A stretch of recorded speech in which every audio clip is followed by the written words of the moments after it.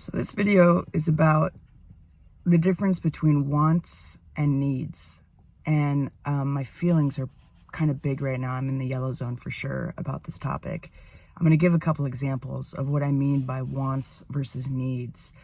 A simple example of a want versus a need with respect to autism, which is what I'm going to be discussing, is my stepdaughter is not autistic and my son is autistic, and my son has chewy necklaces that are made of silicone that he can fidget with and chew on, and my stepdaughter wanted one, and I sat down and explained this concept of want versus need by mentioning that she wants a chewy necklace because she just wants it, but my other son, my autistic son, needs the chewy necklace because if he doesn't have it, he will literally chew his shirts.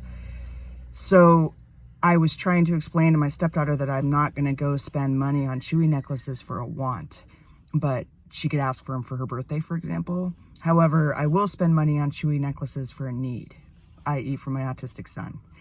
Another example, I came home from work one day and my family wanted to watch a movie. They were in the process of watching, I think it was Iron Man. It was very loud, and I'd had a really tough sensory day, and I was changing my clothes like I always do into my casual clothes and texted my wife that the TV needed to go off in 15 minutes. And she didn't want to turn it off because they were having a nice family movie night. And I think it was the first time I've ever asked them to turn off the TV. But I explained through tears that it wasn't that I wanted to disrupt their time with the movie, but I needed to sit in my living room without the sound of that movie going on. And I was in a place where that's what needed to happen to keep me from going all the way into the red zone and past into a meltdown. And it was hard because my spouse didn't completely understand that it was a want. That it wasn't a want, that it was a need. And it was hard for me to communicate in the time because I was escalated. So another situation just happened. Someone who I communicate with on a very frequent basis, I'll just say it's my spouse. I know she takes naps every day, and they're usually around the same time. And she used to text me to let me know that she was taking a nap, but she stopped doing that recently, and I told her today that it really bums me out that she doesn't let me know anymore, because I need to know what to expect out of my communication train with her, and she doesn't want to have to inform me of taking a nap.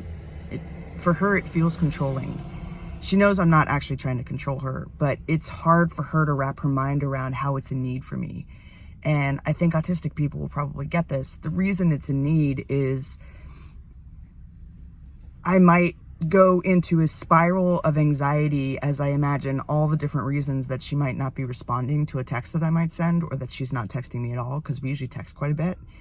And even if I know that it's generally nap time, that doesn't necessarily quell my anxiety. Additionally, I need to know how to expect communication if I really did need her, because if she's taking a nap, then I know I can't text her. I'd have to call her, and perhaps even call her a few times to get the phone to ring enough if she's got it on Do Not Disturb.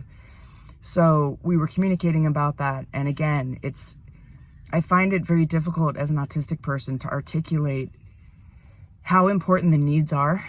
And I know they seem trivial and possibly controlling to people who are not autistic.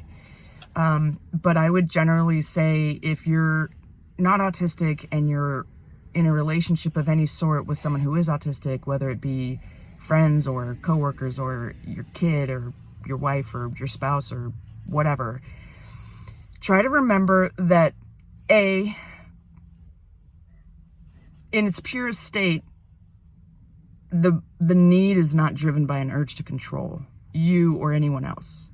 Of course, people have other things going on that might make them a controlling person, but I'm not a controlling person. I don't give a rat's ass what people do as long as they don't hurt me. And B, if we've got the guts to actually speak up for what our need is, it's important and needs to be heard. And if it's something that you don't want to do or you think is unreasonable, I would personally reflect on that and try to figure out, why? Why do I not want to meet this person's need? What is it that I want more than meeting this person's need? And have an internal dialogue about that first, and then perhaps engage in that dialogue with whoever the person is that has a need. And remember that the autistic experience is neurological and can't be changed. So we might seem quirky sometimes and, like I said, controlling, but in its pure state of being autistic, in my pure state of being autistic, I'm not trying to control anyone. I'm trying to keep my anxiety as low as possible so I stay out of the yellow zone and the red zone. And that's what I've got to say about that. I hope this is helpful. My stomach is growling. I gotta go get my kid. Thanks.